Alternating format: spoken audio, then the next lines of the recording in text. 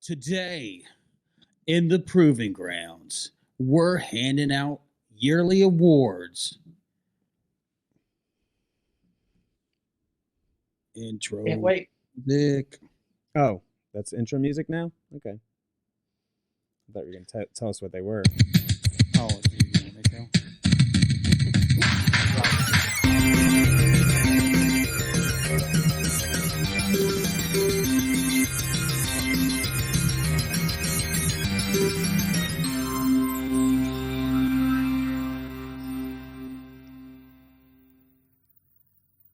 Hey, everybody. That's it. It's over. That's it. No. Let's do it. That's some nice intro music. All right. Well, welcome to the Proving Grounds, the only Magic the Gathering podcast that proves award shows have no value to how good a product is. I'm your host, me right here, moderator Dave, and with me we have up top Ben. Hey, first time we're doing this live with video. Well, not with video, but live. Yes. And in the middle, we have with us the voice of Superior Dave. Yes, I will leave it up to the general population to determine whether I am the guy in the headlock or the guy giving the headlock. Oh, you said lock. Okay. Whew. What did you think I said? Nothing.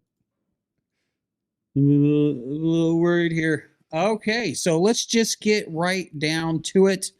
This is our award show. We have ourselves some categories. You guys want to go over the categories right now, or you just want to get right into it? I think it's best we say them what they are. You know, add some suspense and whatnot. Suspense. So our categories are Best Standard Set of the Year,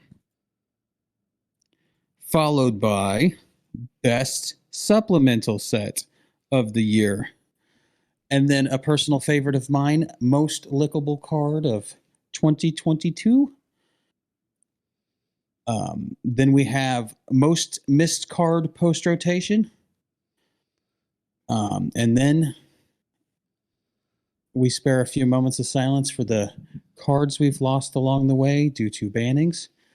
And then to end of the show, we're going to give out an award for the best rookie card of the year. Yep. So how we're going to do this is we're going to have a list of cards that we kind of curated beforehand, and we're going to have a discussion of which one should win, which sets, which cards, X, Y, Z. Where we decided on a 2 out of 3 wins. We have to get at least 2 on one card. Yes. To win? All right. Not a whole unanimous vote, right? Yeah. Okay. That's how voting works, yeah. Sounds good to me. All right, let's get started. I just think it's whatever I vote for should win. I'm really sad we didn't have a Pioneer category just for Ben. Oh, no. Maybe next year. Best format. I mean, the whole rest of Pioneer in the world is just for Ben, so yeah. I figured, why not have a category just for Ben? That's true. The best format that nobody plays. That's right. It's an all right format. I like it all right. All right, let's get started. So, what sets came out this year? Okay, so first in the year, it was Kamigawa Neon Dynasty, followed by Streets of New Capenna, and Dominaria United, and the Brothers War. So those are the ones we're going to pick from for best standard set. Yes, this is a set that was released into standard, obviously. Little factoid. The basis of our decisions here are they're just whichever set we like the best. Whichever set we believe has the best cards, or just biggest impact on the format. Best.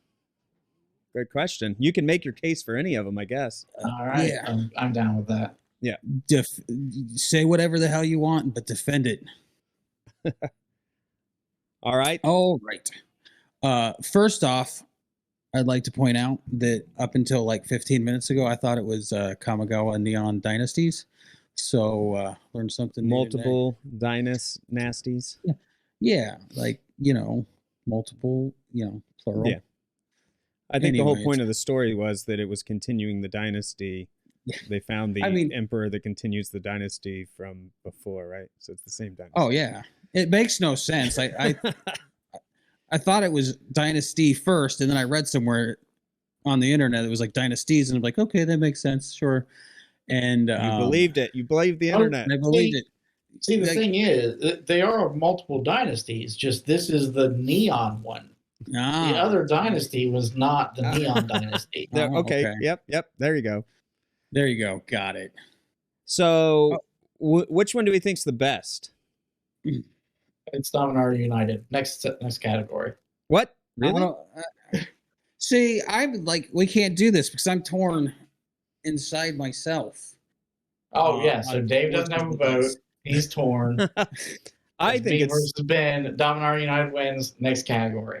I think it's Neon Dynasty. Actually, that's my vote. See, I think you're wrong. Oh, look, here we go. This is where I come in because I think I'm torn between Dynasty, Neon Dynasty, and the Brothers War because they're both going back to very nostalgic periods of Magic for me. I love Dominaria United not going back to nostalgic periods, and Brothers War is because it's the same nostalgic period that they're going back to. But it's look, big artifacts, lots of war machines, Urza, Mishra, both being equal amounts of shitty, and then there's Kamigawa, like one of my personal favorite blocks that we thought we would planes that we thought we'd never go back to. They kept saying we're never going back, and then we did, and I just don't know. So I really like the original Kamigawa block too. Mm-hmm. I did not feel like this set captured the feeling of that original Kamigawa block. I agree with you. My pick for Kamigawa is sheerly based on the force of the cards that are included in the set. Yeah, you just like Wandering Emperor. Well, there's the Wandering Emperor, there's the Beseiju, there's the Channel lands. Yeah, all the channel lands, but mostly Beseiju and that. The Invoke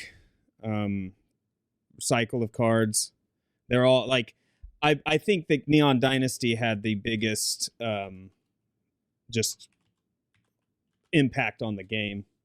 From standard to I think Shouldered has a bigger impact than anything in Kamigawa. Oh yeah, it definitely. It's the card that everyone thought was going to have no impact because it didn't have an ETB. Yeah, that was kind of silly. ETBs are overrated. But Kamigawa is also cyberpunk-y, and everybody likes a good cyberpunk story. Yeah. You know, I mean, it was okay. I like the aesthetic. The aesthetic is the best aesthetic of all 5 sets or all 4 sets here. Yes. But I mean, as far as strength of cards, I guess, you got Boseiju, you got the Emperor, you got Fable of the Mirror Breaker, you got Farewell, Reckoner Bankbuster, the Flying Dragons, like Ao the Dawn Sky. Yes. This set has more bangers than any of the other sets. That's why I picked that one. More bangers. But my second pick would definitely be Dominaria United for sure. Like nobody's got Brothers War back but me. It didn't have as many bangers. Let me be clear here. I like Brothers more than Kamigawa. If I have to change my vote to Brothers War to get Kamigawa out, I will. Damn it. Do some wheeling and dealing. I'd like to point out that nobody has Streets of New Capenna's back. So that one's going to eliminated. That one. I like the lore in Streets of New Capenna. Yeah. I like the idea of it. Mm-hmm. It just doesn't have So it doesn't have any of the nostalgic callbacks that the other Right. 3 sets do. Yes. So it's losing out there. It doesn't have the strength of cards that the other 3 sets do, Mm-hmm. because none of those 3 colors have really kind of become a color combination of note. But Esper mid-range did take the Worlds all the way up to the second spot Yeah, I mean, it on was the good. strength of Rafine. Yeah, I mean, All I guess right. there is that, but other than that, it's just the whole rest of the set's kind of meh. It had Ledger Shredder was like the big thing. But Here's my problem with Streets of New Capenna. While there was a lot of lore, I think it was too much, too quick. You only got one set to cram all this stuff in, Right. and you didn't get the same feelings that you get from it that you get from the Brothers War and Dominaria, because we spent so much time on Dominaria that it feels like home. Yeah, it's like any of those sets that got a full block, even in the past, like you've had a full block to kind of engage with the lore. That's what I was going to say. The characters. Yeah. And then in this one, it's just like, oh, bam, okay, you're in. All right, we're done. It has Capenna has the lore of a full block smashed into one set. Like, the amount of lore that's there should have been expanded in a full block. So it's a little rushed and everything.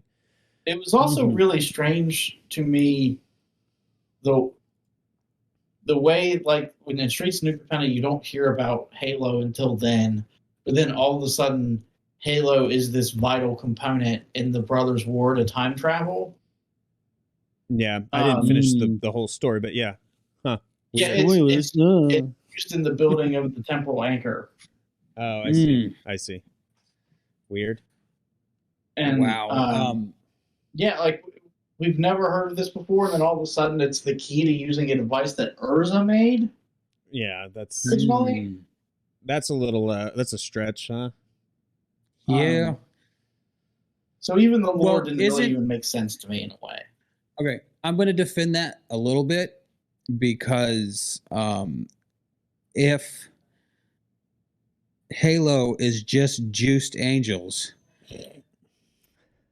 Urza juiced an entire plane of angels at one point. That sounds like him. Therefore, he might have had Halo. I'm just saying, because he was a key reason that Sarah's realm fell. And what? So what you're saying is the original temporal anchor was powered by angel juice. Yes, sure. Okay. Oh dear. That's my defense of that. Yeah. I don't sign on to that. Although angel smoothies are tasty. So cards in Capenna, Ledger Shredder, Unlicensed Hearse, the Triomes, the Ob Nixilis, the Adversary, Titan of Industry, there was the Giada, Font of Hope, and we'll slip out the back. That's a good one. Tenacious Underdog. Those are the biggest cards in that area. Oh, and the hideaway cards that people make decks, like Fight Rigging and such. Negative points to Capenna for having the Triomes be completely dog shit names. Yeah, they didn't say Triome. And Mark Rosewater said he probably should have done that. Yeah, they should have. It's like you could have just been like Obscura Triome. Boom, done. Yep, that's true. All right. So, yeah, they have some terrible names. All right.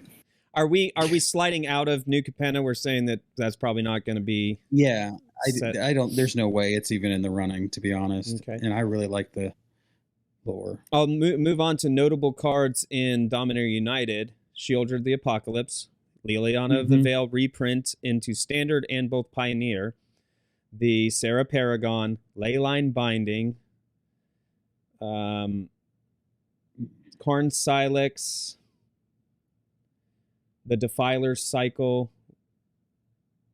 and the Painlands, which those I think those were those in there was one set that was in Pioneer and one that wasn't. I can't remember if it was the you're the Pioneer expert here. I think it was which one has Shivan Reef, because that one was already in. Anyway, either way, some of them were in Pioneer and some of them weren't. And that looks about Evolved Sleep. I mean, Shouldered alone should be the reason Dominaria United wins. It's a nasty Let's be honest here. It is a nasty card. Okay, look. What about Brothers War? Let's do notable cards for that. Notable cards from the Brothers War.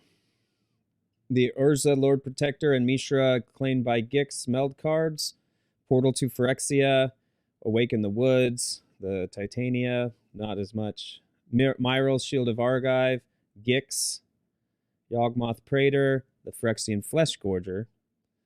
Reprint of Diabolic Intent. Cityscape Levelor. Brotherhood End. Mightstone. These are a lot of cards that are played right now. Yeah, and on. Okay, so I'm willing to put a vote in Brothers War if anybody's with me on that. Because that's a lot of good cards. I will go Brothers War as well. I prefer Dominaria United personally. Brothers War still has a lot of great callbacks. It still is very heavy in the lore. I do really like some of the cards in there. I just felt like Dominaria United was kind of the catalyst to bringing about Brothers War. It's the origin. So to me, it's the one that I prefer from a lore standpoint. Yes. Speaking of Dominaria lore and Jonah lore in general, it's nice to know that after so many years, he still can't make a tracking device that actually works. Right. Chef's kiss on that one.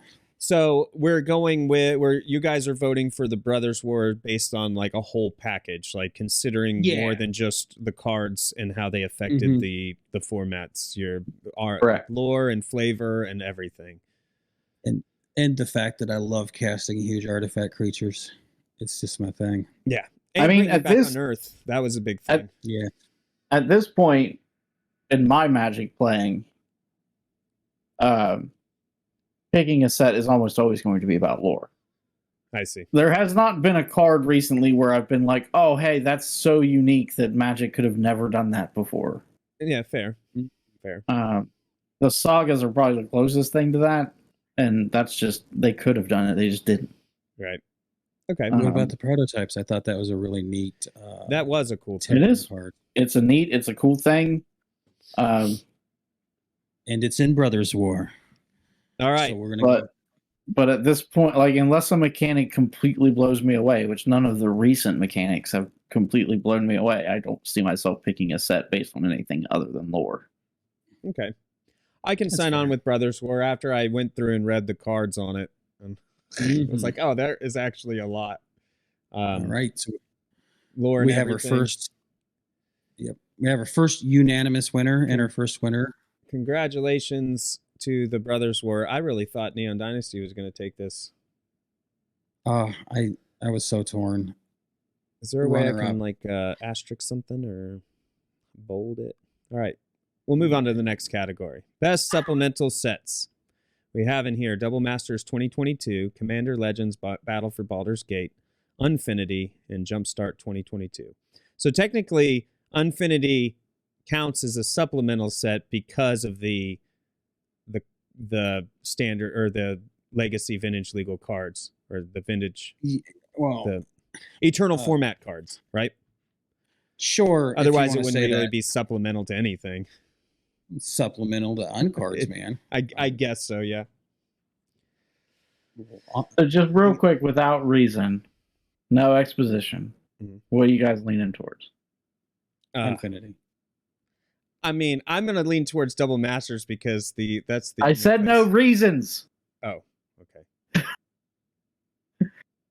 I'm sorry. What did you say, Dave? Infinity, hands down.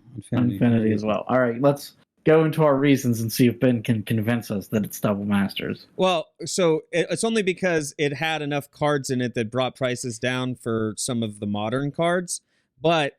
A terrible reason. But listen, I don't want to actually pick this one because it was overpriced and it was basically a commander set when it shouldn't have been a commander set. So I don't want to make this one. What kind of argument was that? I want to pick this one, but I don't want to pick this one? Well, I don't like any of these products really, so it's probably Unfinity, to be honest, because at least you can have fun with that one. So, yeah. It's the worst debate ever. Okay, so let's give our reasonings on why and why not double masters. Let's fight this out. Oh, I just said There's extremely You're not- overpriced. And there was a bunch of reprints for Commander instead of, like if you're going to do reprints for Commander, make it in the Commander Legends Battle for Baldur's Gate set, yes. not in a Master set that are supposed to Exactly. supplement other formats. All right. Yeah.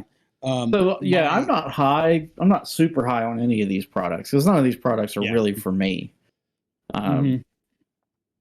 Which I know Unfinity is printed specifically for Dave. Yeah, I'm the only one that is. I got dirt on Rosewater. He makes Unfinity sets just for me. Why don't you share some of that dirt for Benoit so we can get a Pioneer Masters? Yeah, there you go.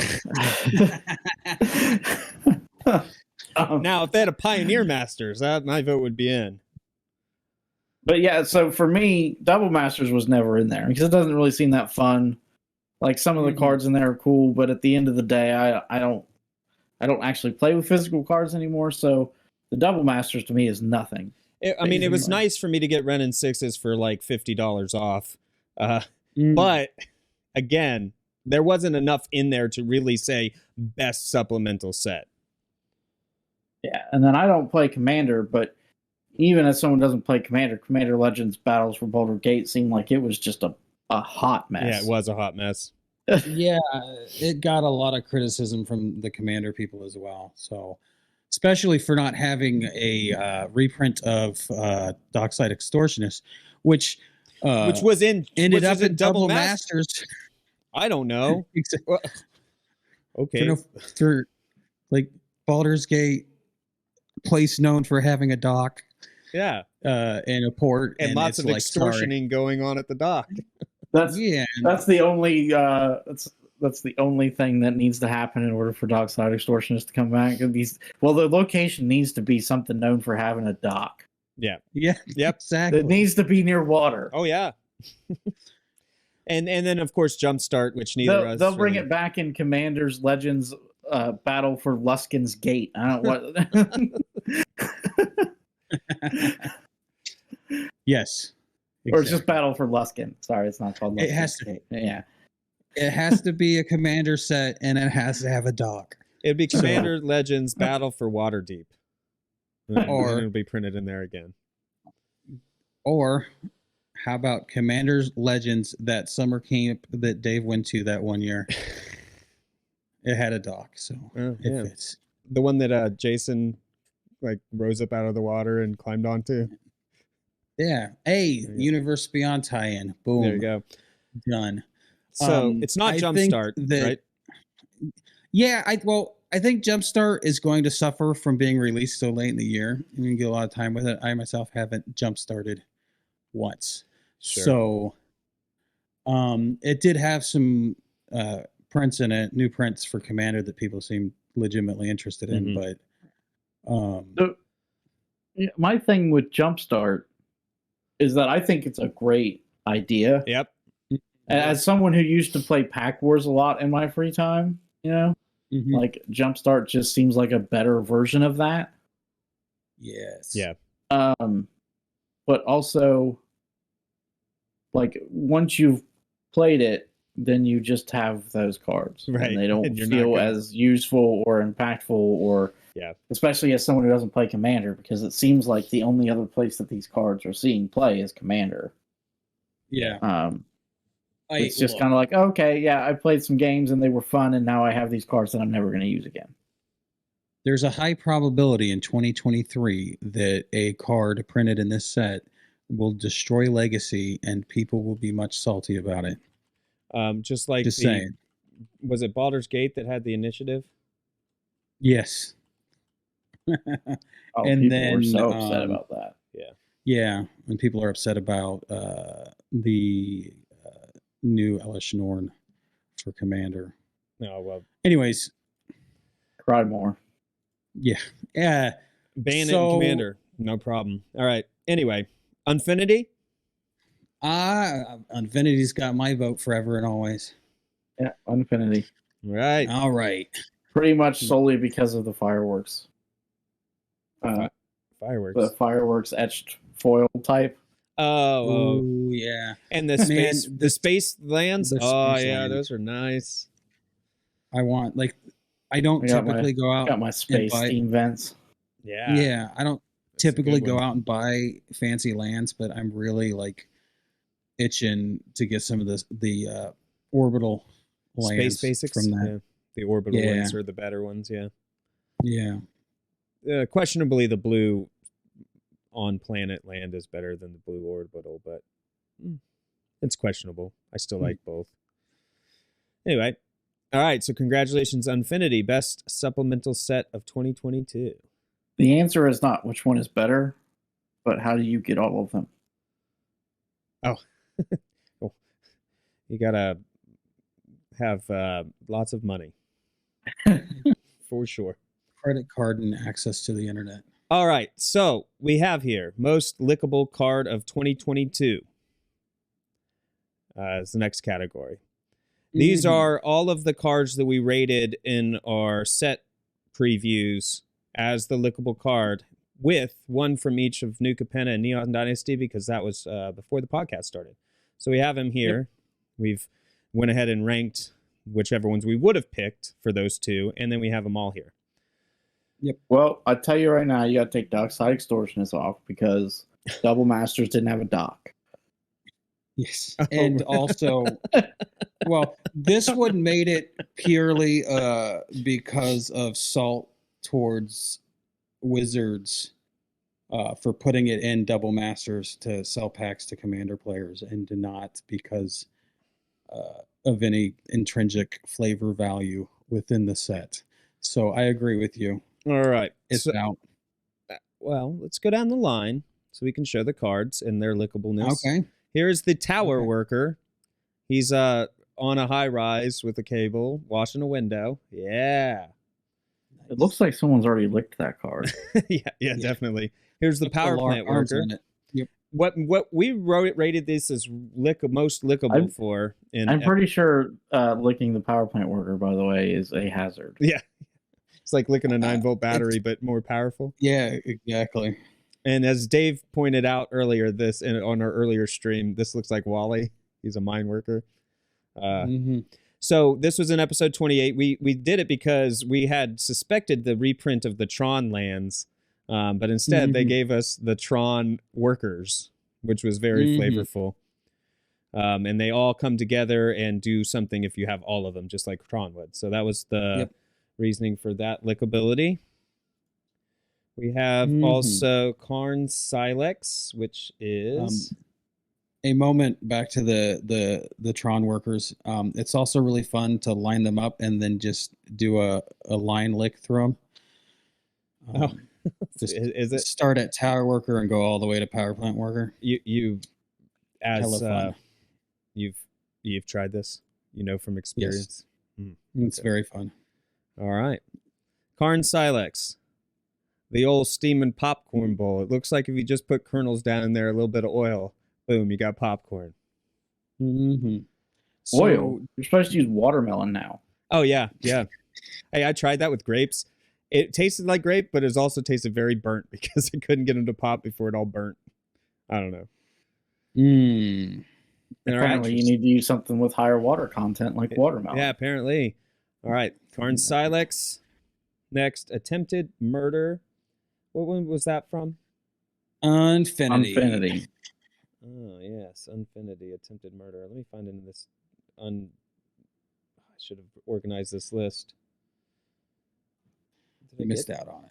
It's the one with the rockabilly, rockadoodle looking crow. Oh, yeah. Because it's a murder of crows. Okay. I was wondering what was flavorful about this card. Okay. Yeah. Got the rockabilly guy. You either end up murdering something or you get a crow, several crows, which is also a murder. So yeah, attempted murder. Excellent. Booyah. Nice wordplay. Great to get from unsets. Yeah. The puns. All right. Dockside Extortionist.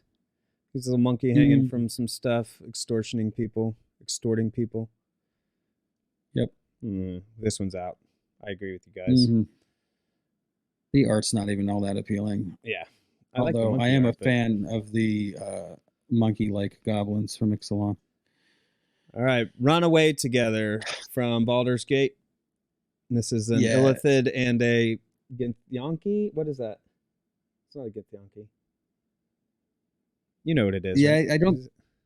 No, I don't think we couldn't figure it out, but this That's a kavu. Less teeth than a kava.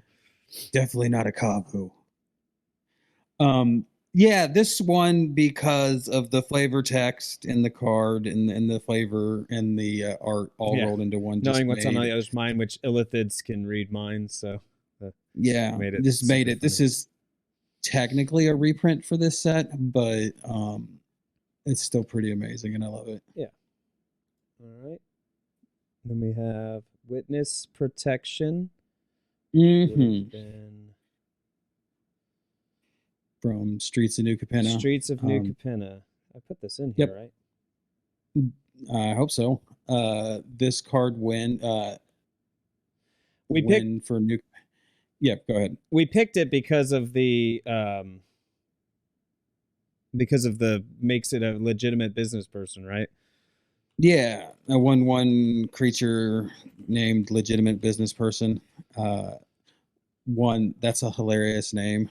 Yeah. But also the flavor of it is really great, and plus it's a pretty decent card for Alright, dealing let's see if with I can get this on threats that have like triggered abilities or activated abilities. Yeah, I can't really get it all the way on here, but yeah, it's a makes a.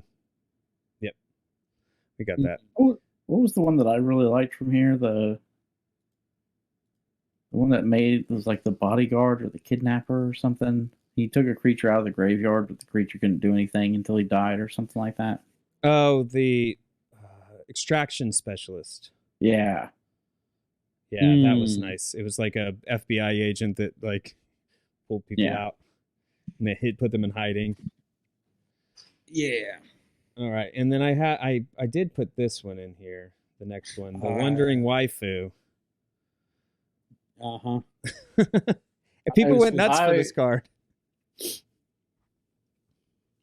I sold this card for $229 because people's lickability factor was high on this. Yes. Oh, that's why. Yeah. I mean, maybe quite literally. Yeah, Some yeah. people. Hope they put it in plastic first. Top loader. Waifu Emperor. Yep. Yeah. Do we even know who she is yet? Like, we don't even have an identity for her yet, right? Mm. Well, I mean, she was the Wanderer from other sets, but Right, but we like don't in know. terms of like a name, we don't know her actual name, right? I don't think so. Or maybe It's, it was at the end of Kamigawa. I didn't read it first name the, last name because Emperor, wasn't she middle name the Wandering. Wanderer was revealed to be the rightful emperor of Kamigawa or whatever, the Yes. whatever, like descendant of Lord Konda or whatever. Mm-hmm. The Maybe. Wanderer from War of Spark is this Yes. person here. Yes. Right. I mean, I knew it was the Wanderer from War of the Spark, but I just wasn't sure if we had like a legit identity here. Yeah. I'm Mm. not sure. All right. Who are we gonna give it to? What? where we Well, definitely not Dark Side Extortionist, Mhm. Dark Side Extortionist, and probably not the Wafu Emperor. I'm between the assembly workers and Karn Silex. I like the popcorn bowl, but I also like the Tron aspect of the other one. If you go surely Yeah. by art, it's Karn Silex. If you go with like flavor of the card itself, Mhm. the Urzatron wins for me. Yeah, I'm gonna go with Assembly Workers. I like me a good union, so we'll do that. That's my vote. What do you think, Dave? Superior Dave. Alex. You go for the Silex. Yeah. Going for the Silex. Ah, Mm. Yeah. I can't be swayed. I think the Silex holds a bigger and more important part of the lore than the Urzatron does. Oh, you are So to- right there. So to me, that makes it more lickable. Like the Urzatron is cool. I love the callback, but the Silex just means more to me overall. Did we ever determine if it was the original Silex or another Silex? I think Because that was up in the air. I don't really know. I'm not sure they 'Cause if really I could get a- expanded on that. Yeah, I don't know if they did, but if I could get a certificate of authenticity That this is the stating one Joda put the spell on. This is the Silex. Mm-hmm. I could definitely go for it. Well, they do have the Urza Silex in the Brothers War, but I think that's the one that they messed with when they went back in time. Mm-hmm. But or whatever. Hard to say. I didn't finish the story. Maybe Dave knows. Sorry, what was the question? The Urza Silex, is that the one they messed with when they went back in time? Or is it just literally the one Urza had before, like in the antiquities? Like So they or do make another Progress. one, but I think the card is referring to the old one. Okay, gotcha. Okay. All right. Man, it is a Okay. good big steam popcorn bowl, man. Like, Yeah. See, I and can't- lore-wise, it's Not great. not only is it lickable because of lore and flavor, it's also lickable because it makes you hungry. It does. See, And it's one card. It doesn't take 3 cards to make lickability. I can't eat popcorn, so I'm not swayed by the popcorn argument. I didn't say you would eat popcorn. I just said the thought of popcorn makes you hungry. No, it doesn't. It does me. All right. I will officially go with Karn Silex. You Okay. swayed me. Like, I'm- Superior Day swayed me with the lore aspect of it. It's All got right, well, 2. I'm gonna die on this hill. Urzatron Assembly Workers for Life. Well, He's sorry. gonna join the Urzatron gang. You're gonna start working at the mine. Yep. They did unify. Then that's important. Yes. We actually built. I guess this is off topic, but we put together an Assembly Workers deck and played on stream earlier today. It was Oh quite fun. yeah. It was kind of silly, but also fun. All right, so congratulations, Karn Silex, for being the most lickable, even though it probably will cause you 3rd-degree burns, it looks like, if you did, in fact, lick this Silex. It's the opposite of licking a metal pole in the winter. Yes. It's stuck there, You but could probably not, do not frozen. but you could probably do butter shots off of it, like Oh, yeah. put it in the bowl and then like have it run out into your mouth. Oh, Butter? yeah. Butter shots? Butter shots. Yeah. Is this something I've never heard of before? Is this some way to drink Yeah. alcohol I'm not familiar with? Sure. It's something that I came up with just right now. Butter Okay. shots. Butter shots. I mean, we need to find a way to make it work and then trademark it. Yes. We'll do butter and rum. How about that? I think we got the Can we make it taste like butterscotch and play off of it sounding kind of like butterscotch? Yes. We'll do it. All right. We'll call them butter shots. Yes. All right. Our next category, most missed card post-rotation. So these are the cards we said goodbye to for standard, when it rotated out. All right, so we have the pathways, the pathway land cycle, the nice, what was it? They flip one way or another. You choose upon playing whether you want, a red mana or a green mana, depending. They, I swear I put these in here too. Where'd they go? I'm just Anyway. gonna cycle through all of them. Yeah, the creature Since it lands won't from AFR. They they were like the man lands, they called them. The Den of the Bugbear, the Lay of the Hydra, Hive of the Eye Tyrant. You could activate them, and they each did different things. They were pretty popular, I'd say, right? Yeah, I mean they're still played in some variations here and there. I feel like all of them saw play. Oh yeah, all of them saw play in standard. So.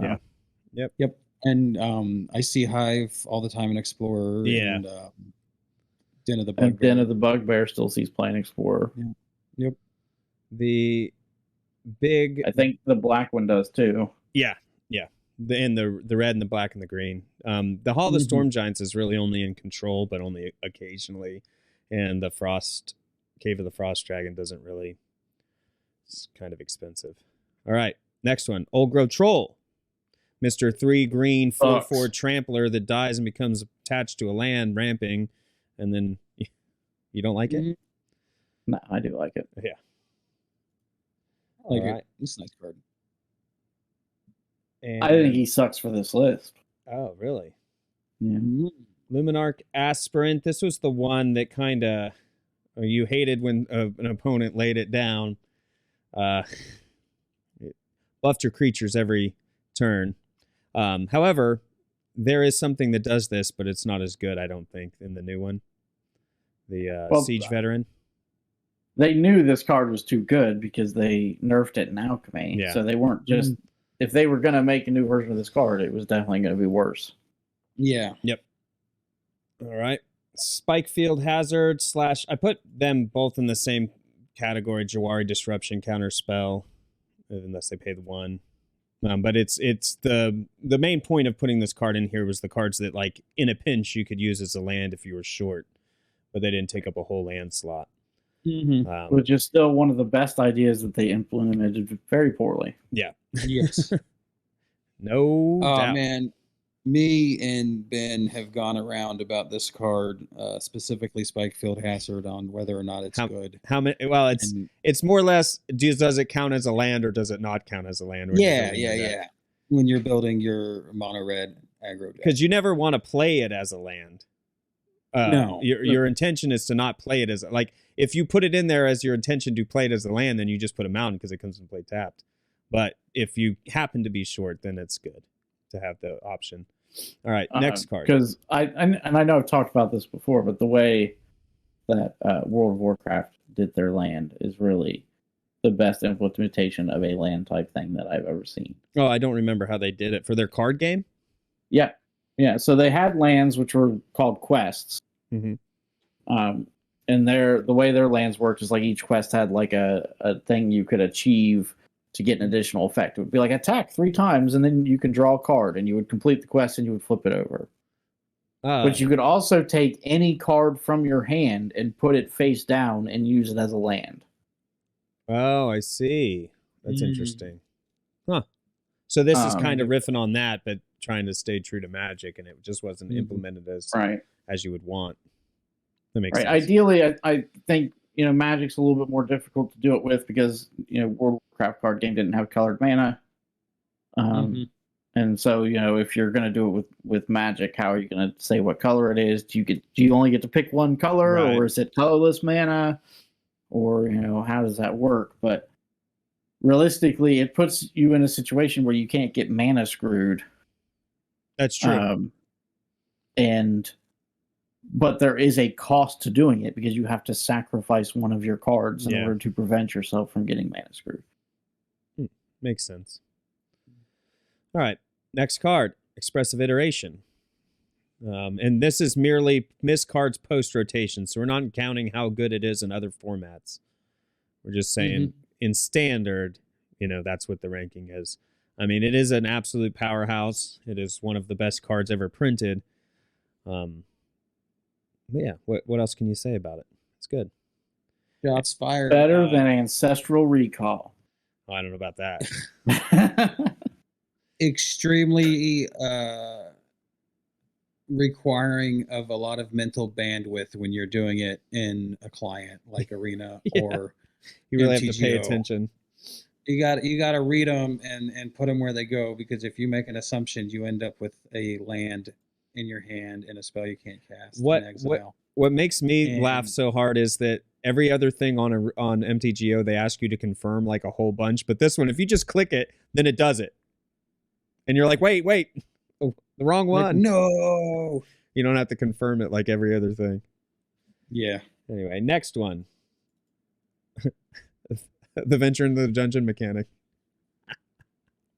That LOL. That's not a rule. Who really misses that? Let's add something to the game that's even more. I miss the obnoxious. lost mine of Plandelver. Flandelver.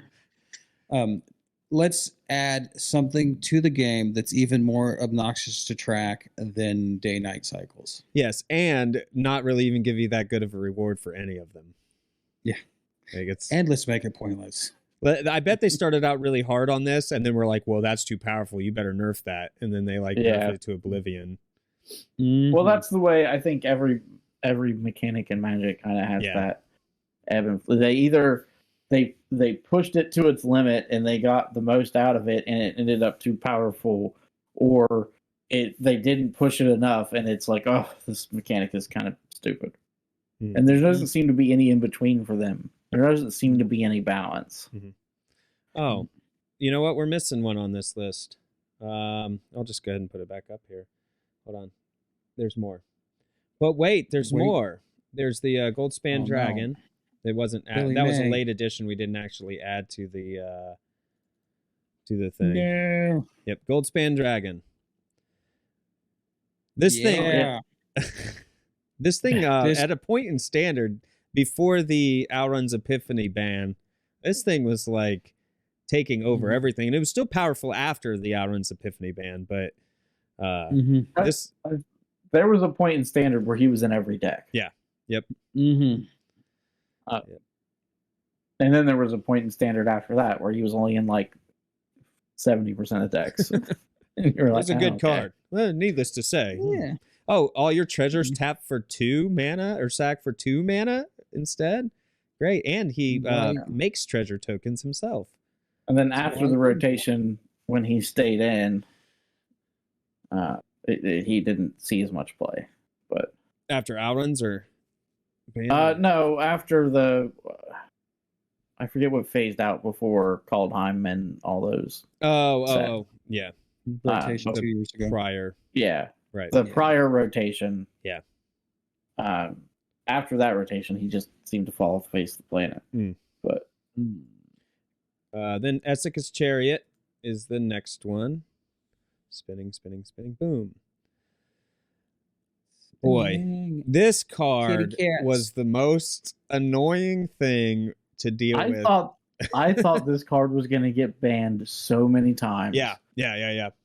I was convinced every time they were doing a BNR announcement.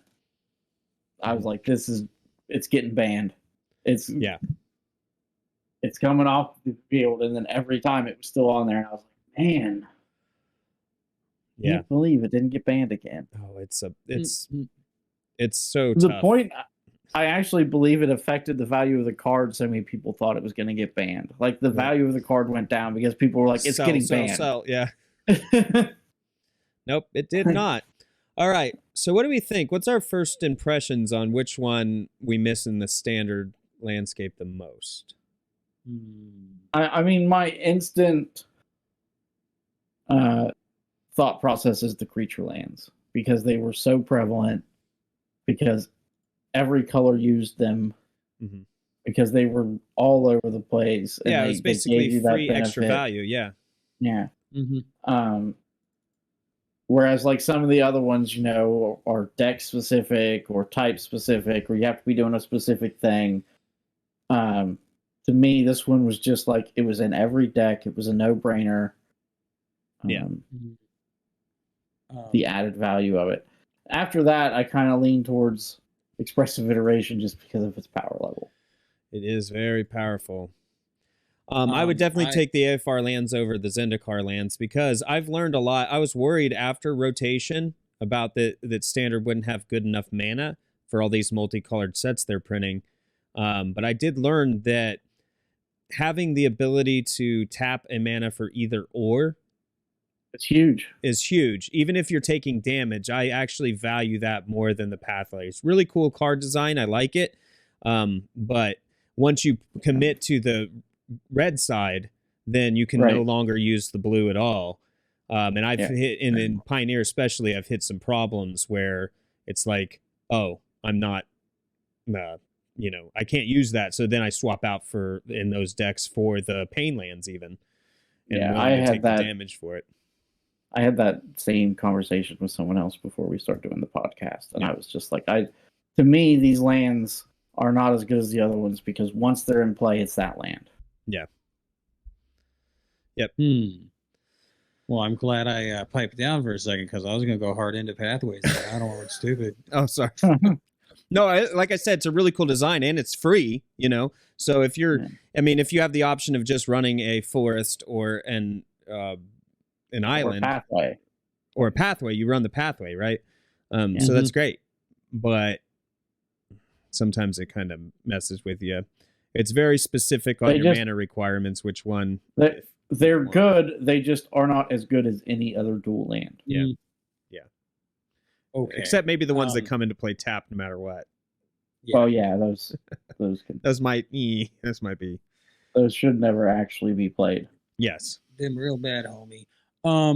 I think we're all really just teasing ourselves here.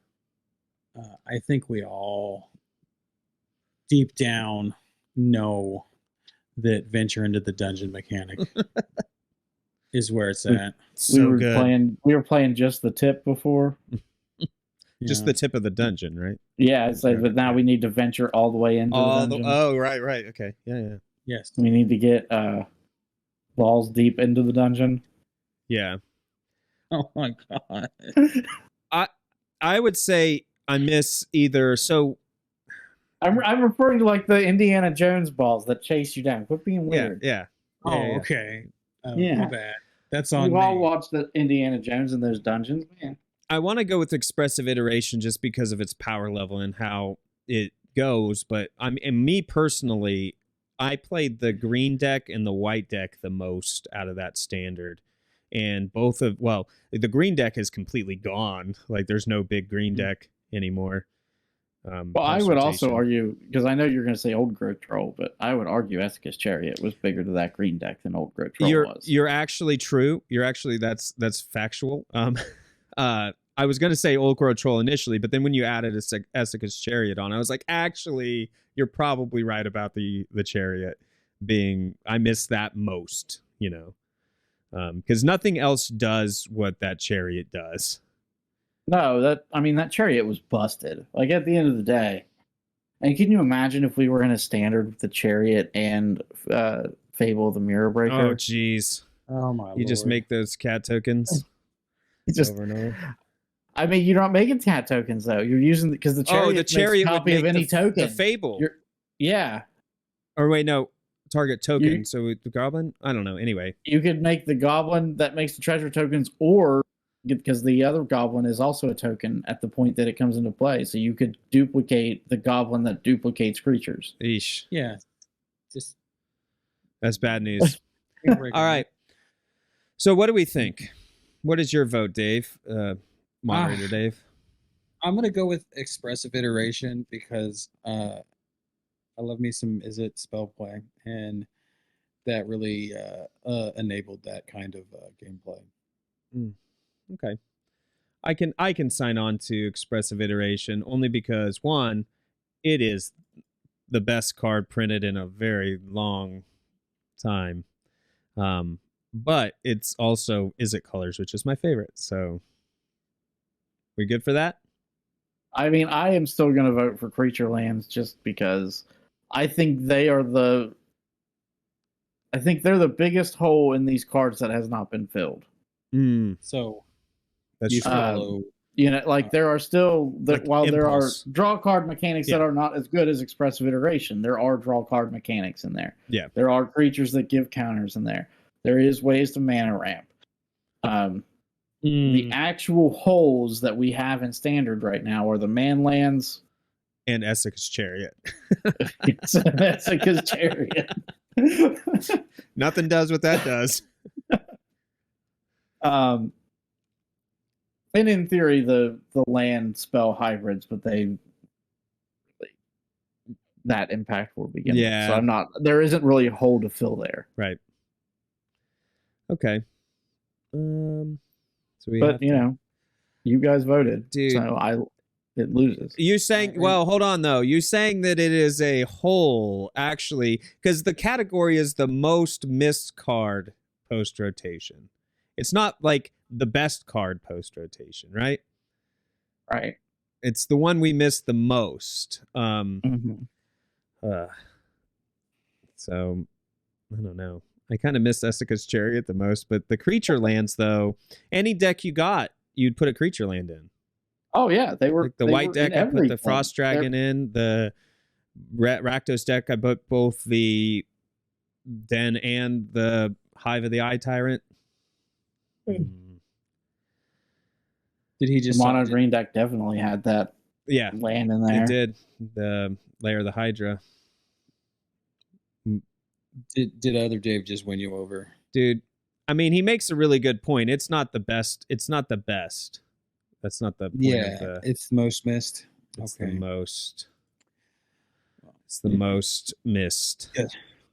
Guess I'll sit this one out because I'm not missing expressive iteration. I'm using it in other formats. Yeah. Nerds. And it was best in other formats. That's the thing about expressive iteration. So okay, fine. So I'll between- go with, I'll sign on to the creature lands.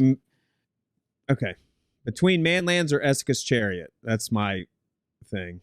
I'll go. I follow the Megan Trainor, noted magic enthusiast Megan Trainor school of thought. It's all about the base, the mana base. Oh yeah, okay. So So we'll thank- go on creature lands. Congratulations to the creature lands from AFR. You are the most missed cards post rotation. Yeah. Yeah. All Sounds right. good. Now we can go to the next category, which is I forget. The moment that we honor the banned cards from 2022. Here we have Just take a moment of silence. the list of the ones that were banned. There's another one that's not on here because it was such an obvious ban that I forgot about it. Winota, join her forces.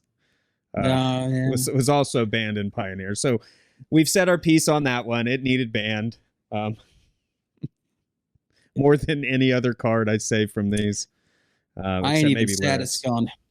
It needed murked. Yeah.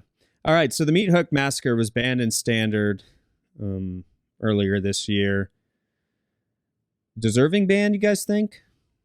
Is the format better having lost the Meatball Massacre? I mean, you still see way more black decks than I'd like. So, but this Just deck, imagine how good those black decks would be if Meat Hook was there. Yeah. I know. Imagine if you were playing with Sholdred and you massacred at -4 and Sholdred was still alive. No. Yeah.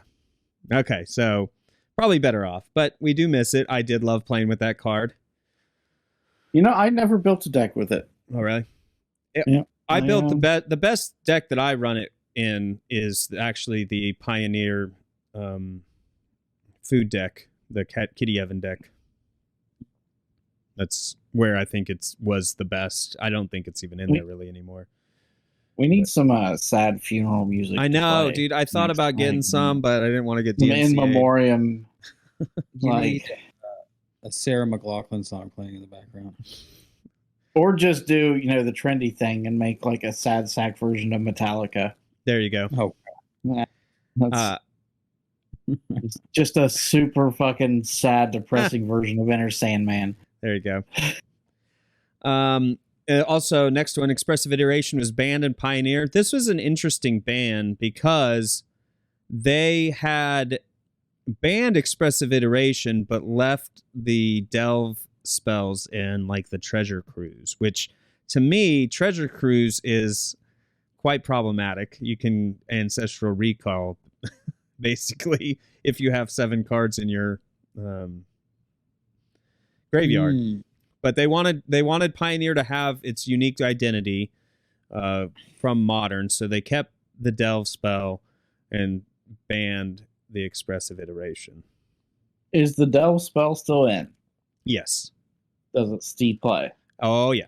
In the Izzet Phoenix, yep. Is that the only deck that he's played in? Yeah, because the rest of them, there's not any real other ones that's trying to throw cards in the graveyard as fiercely as the Izzet Venus deck. Did Expressive Iteration see play in multiple decks before its ban? It did. So, well, and honestly, you just answered the question as to why they banned Expressive Iteration and not the Delve spell. Yeah, they wanted to have the unique identity, and honestly, they were trying to power down Izzet Phoenix specifically, or just the Izzet decks in general. And for Izzet Phoenix in specific, Expressive Iteration or Treasure Cruise is a better card. Yeah. For doing because you're trying to cast 3 spells in a turn. So rather than spend 2 mana, you're spending 1 on the Treasure Cruise and getting 3 cards that you can. Did any deck die because of the Expressive Iteration ban? No. Did certain decks have to stop splashing an extra color? Did they transition or change routes? Did it actually affect the meta in any way? No, it didn't. Only because the decks that weren't Izzet that were using Expressive Iteration were not very high in the meta to begin with, so they didn't really. Interesting. Yeah, like it was like a 4-color, something or another. I forget. So it seems. The Niv Delight deck used it, which that one's really good in that deck. Did you say Niv Delight or to light? It was Bring Delight, and the thing you were bringing to light was Niv Mizzet. I thought he said Delight too, so I had Ron Burgundy pictures in my head when he said it. Afternoon Sounds Delight, like a frosty beverage. Bring like a Niv Delight. Delight, like a frozen dragon. Yeah. Dessert. Yummy. All right, the next one, Yorion the Sky Nomad from Modern, our old beloved Sky Noodle that made a whole bunch of 80-card decks. I hated. It was bad play, dude. It was bad play. This card itself is not what I hate about it. It's what it enables just nasty play. It promotes running an 80-card deck. Yeah. Gross to begin with. Yeah. Why they ever thought that would be a good idea? Because they've said multiple times, like when Battle of Wits every 5 years, someone shows up with a Battle of Wits deck and wins, and all of a sudden there's like 15 copies of it. They say every time, they're like, "Oh yeah, this was a mistake. Yep. Deck shouldn't be more than 60 cards. It creates a bad play loop."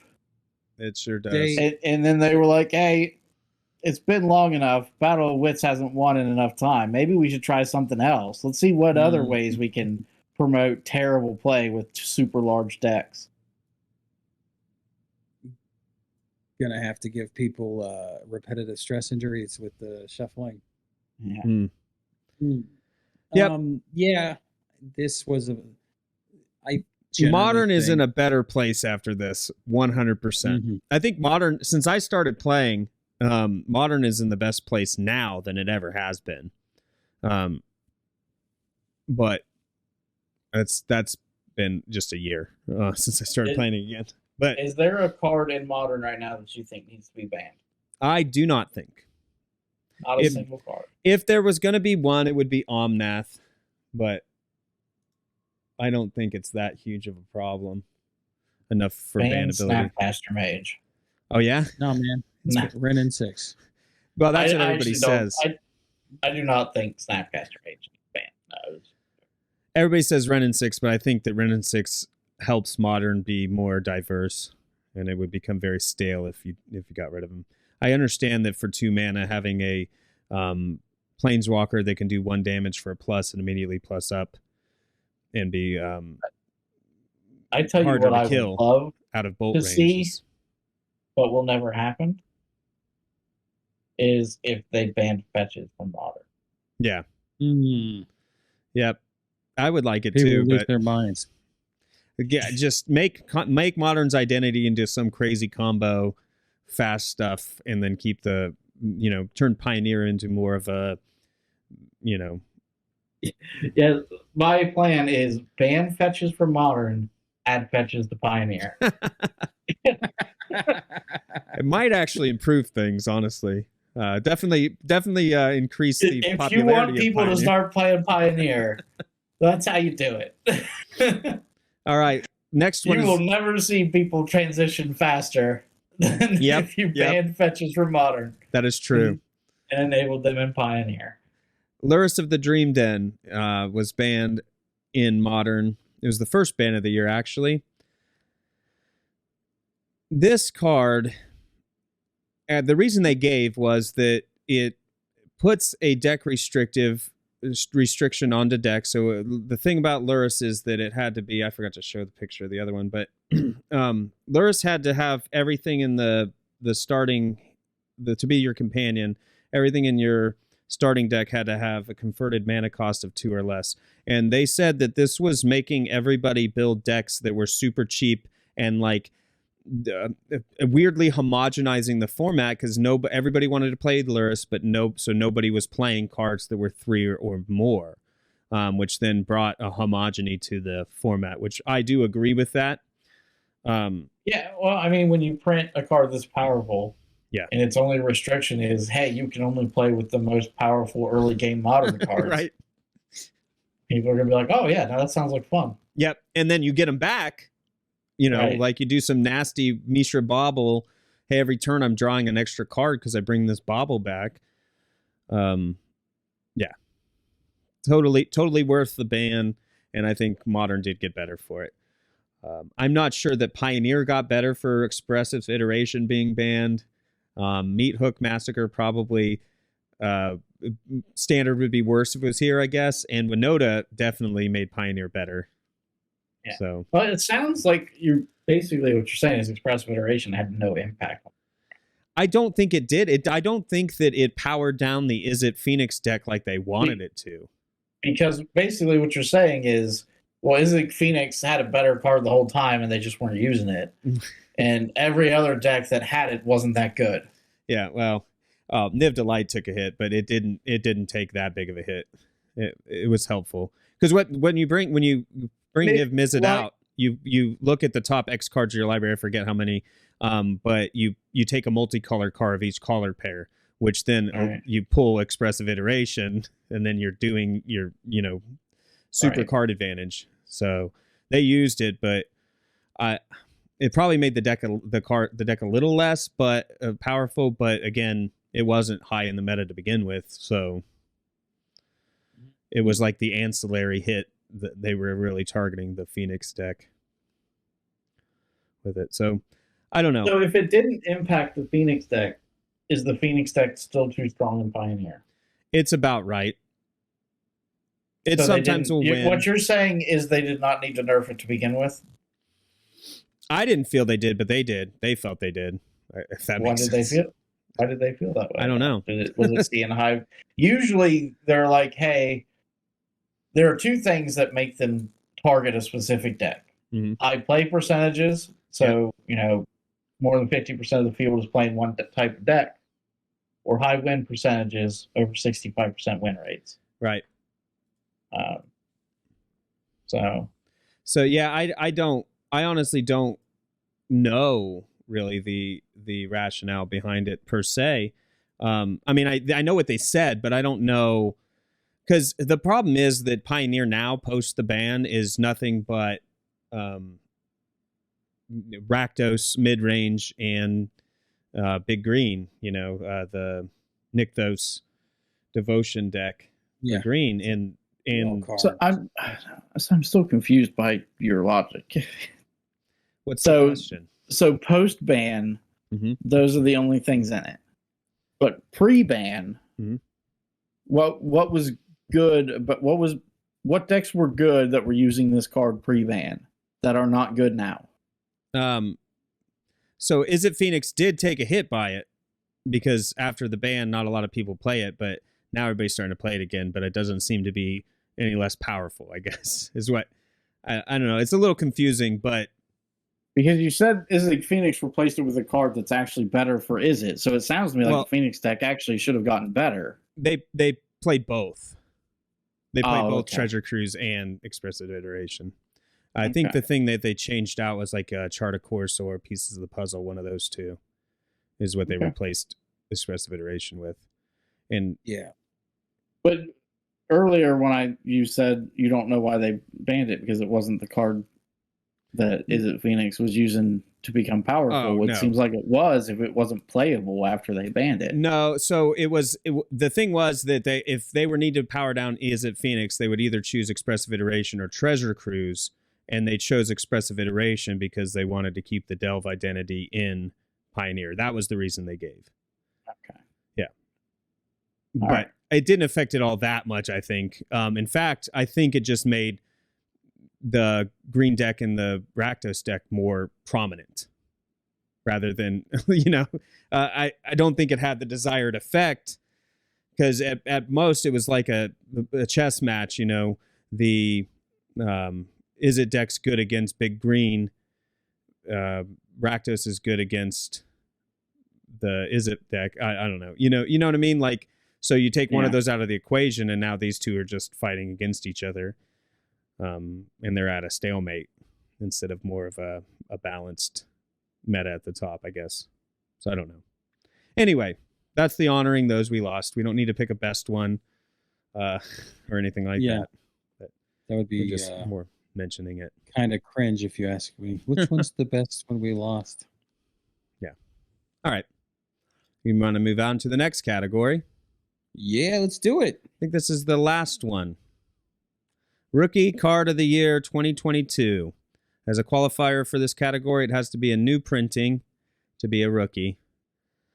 So these are the ones that we kind of feel were very powerful for not just standard, but multi-format. Yep. All right. So first one we'll talk about. Shouldered win. It's over. We had to do this one first. Shouldered the Apocalypse. Holy crap. Not only is she as big as a house, she is also hits like a house. And, oh, look, I got an alternate language card on accident. Anyway, so... Bring up the Phyrexian text. They don't even know what it says. Right. Everybody knows what this card does anyway. They can break out their Dakota rings and read it. So, Shoulder the Apocalypse. Definitely. Oops. So, Shoulder the Apocalypse definitely took over the format. Dude, what are you doing? Stop it. What? You keep flipping back between the cards. It's no, fine. You're watching the stream and you were delayed. That's why it's like, huh.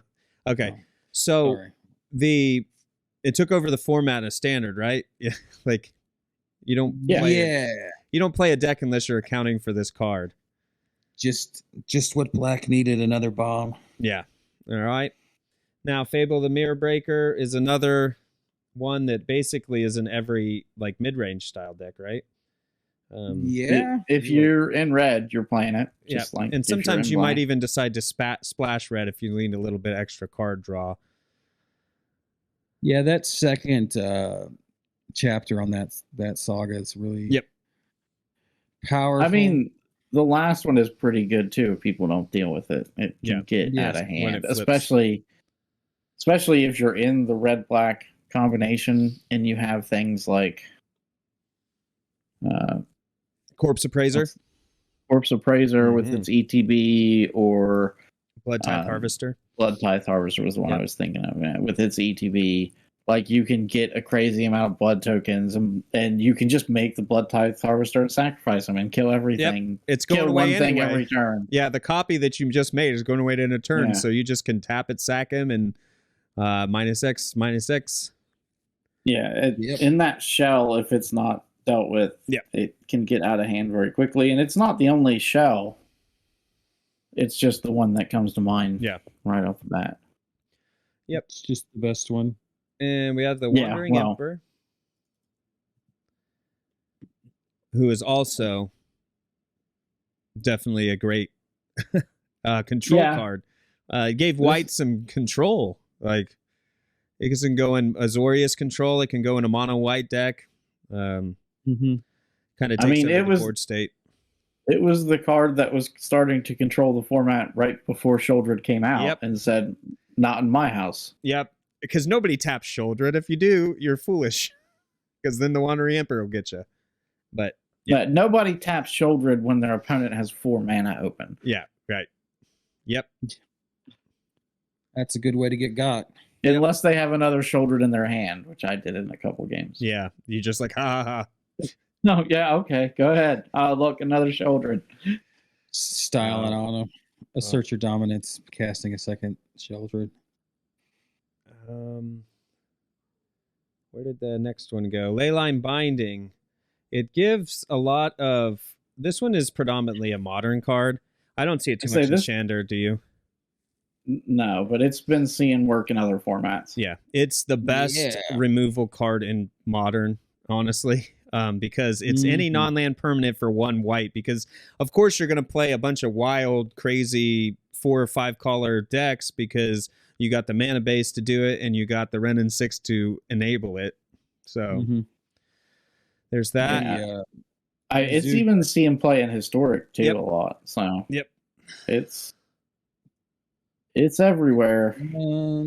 Next one, old Bartholomew, Ledger Shredder. Bartholomew.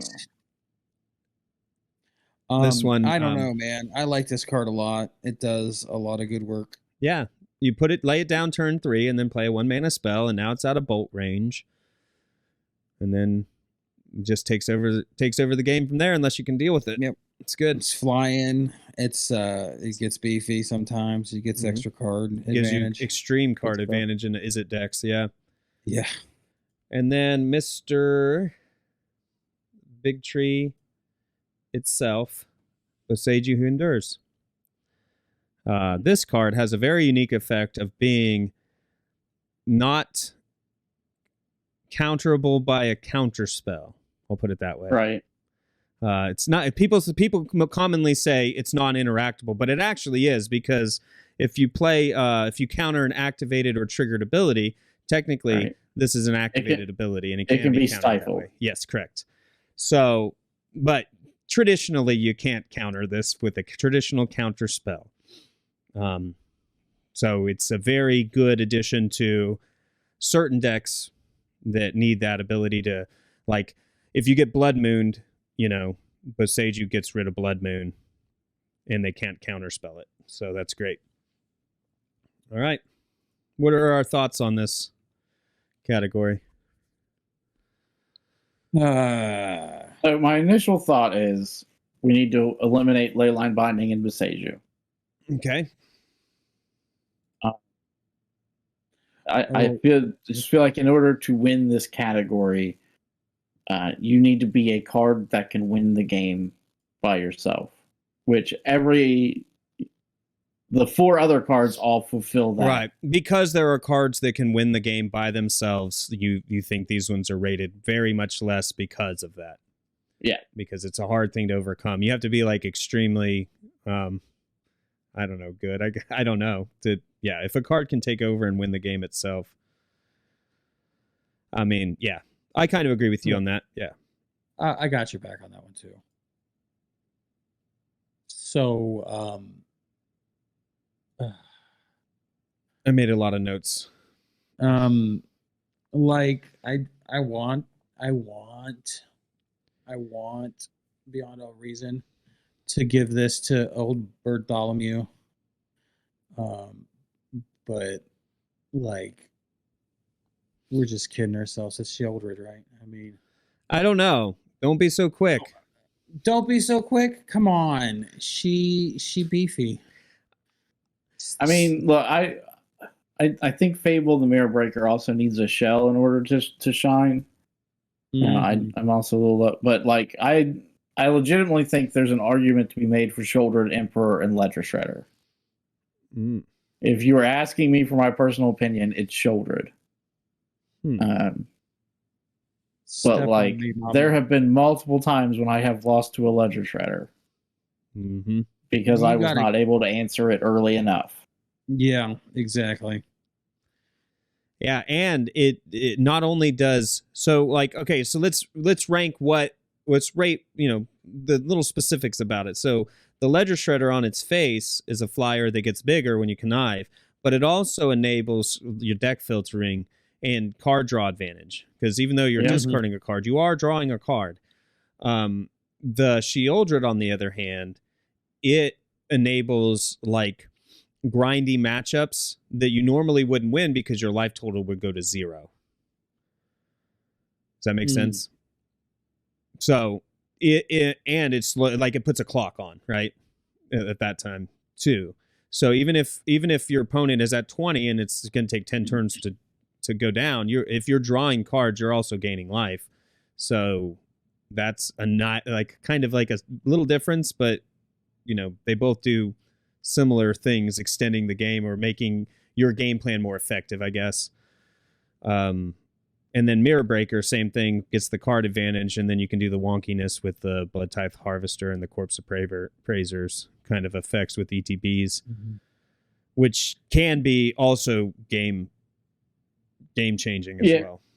Yeah, just as someone who's been playing with it a lot recently, there's been multiple times where I end up completing the saga and I just don't have a target for it. Oh, really? Yeah. Yeah.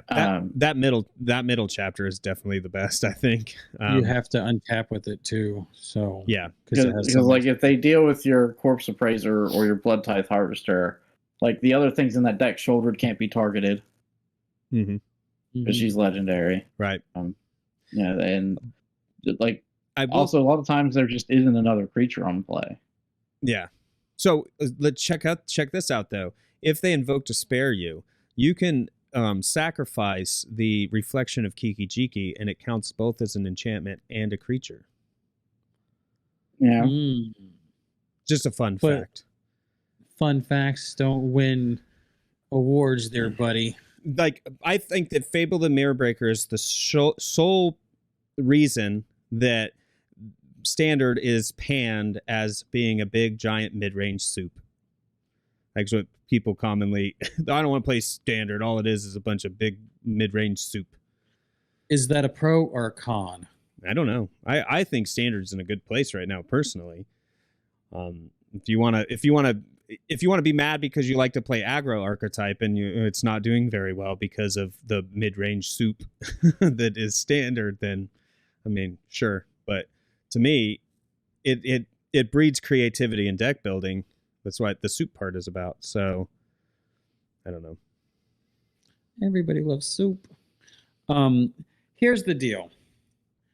I think that Mirror Breaker is definitely not as good as Ledger Shredder because, as you said yourself, Ben, the best chapter on Mirror Breaker is the second one, which is the card advantage chapter.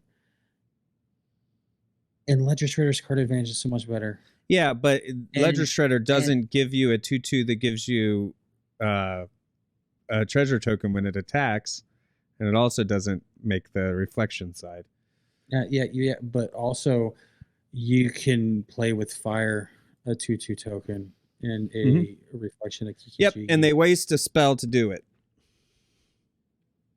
It's a spell that wouldn't hit something else. Yeah, but you're not playing with fire Ledger Shredder. You're going at their face, flying, because flying's good. It does have more evasion than a reflection of Kiki Jiki or the Goblin token that it makes. Yes. But sometimes you would rather them hit those things instead of some other thing that you have. So it's okay for them to hit it. That's what that Invoke or the Grixis deck is pretty much all about is, they all have really good threats, so it's okay if they take out one of your things because it's not taking out another thing. There's value to it. I mean, I know you have to compare the two. And I will say that Ledger Shredder is better at survivability than any part of Fable the Mirror Breaker, except when it's an enchantment. But well, it doesn't survive though. It just makes it easier on you. Invoke Despair and getting Invoke Despaired. Yes, which is a plus in this Standard for sure. Yes. Fable is also like more than any of these other cards. Fable is probably the most played of all of these cards, multi-format style, because it's in like every single Pioneer deck. But you're not. I don't. Is most played the best though? Well, it's rookie of the year, so if you know. Yeah, What's other Dave's opinion? I'm going shouldered. I mean, on Fable is better. Like, can we knock Fable off? I would knock Fable off. Like, for the reasons I stated before, Fable can't win the game by itself. It is a very high value card. Yeah, it's a high value card. It's great in the right shells. It sees a lot of play because of that. It cannot win the game by itself. Shouldered can win the game by itself. Ledger Shredder can win the game by itself. Wandering Emperor can win the game by itself. That's true. All right, so let's talk about Wandering Emperor. Why does it have a chance to win this category? I mean, it's really good spot removal. As far as Planeswalker goes, it's removal. It makes Samurais to protect itself. So you've got the ability to throw it down if you're not going to remove a creature, and then poop out a Samurai to keep it from getting attacked. So it can defend itself in multiple ways. Yep. It extends your life total. It gives you onboard creatures that can win the game.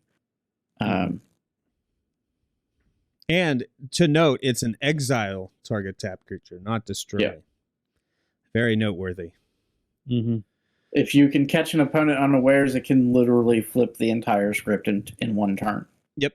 You can get rid of their biggest threat and start to control the board all in one turn. Yep. Okay. All right, so and then let's talk about Wandering Emperor or Ledger Shredder. Which one? Let's say this, okay? You're playing against me. Mm-hmm. I'm playing some weird, crazy deck. I have a Fable, the Mirror Breaker, a Shouldered, a Wandering Emperor, and a Ledger Shredder on the board. What do you need to kill? I mean, the Shouldered more than anything. I mean, it's obviously the Shieldred.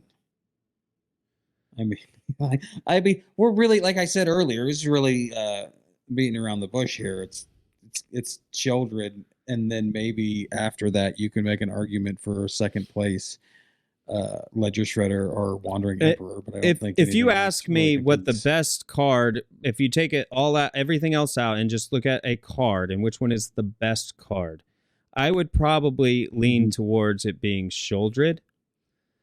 Yeah, but when you're talking about, when you're putting in all of the differences and stuff, like Shieldred is not really modern playable. It costs 4. It doesn't have an ETB. And there's so efficient removal spells and answer for Shieldred and modern that it's like a non-plus. You would lose so much advantage playing a Shieldred in your deck. So to me, that's kind of like a big knock against Shieldred. Does that make sense? Is that it's not modern? I mean, I guess we are. It's not. We didn't say that this was limited to a format. It's rookie of the year. Like, where like the card that performs the best, right?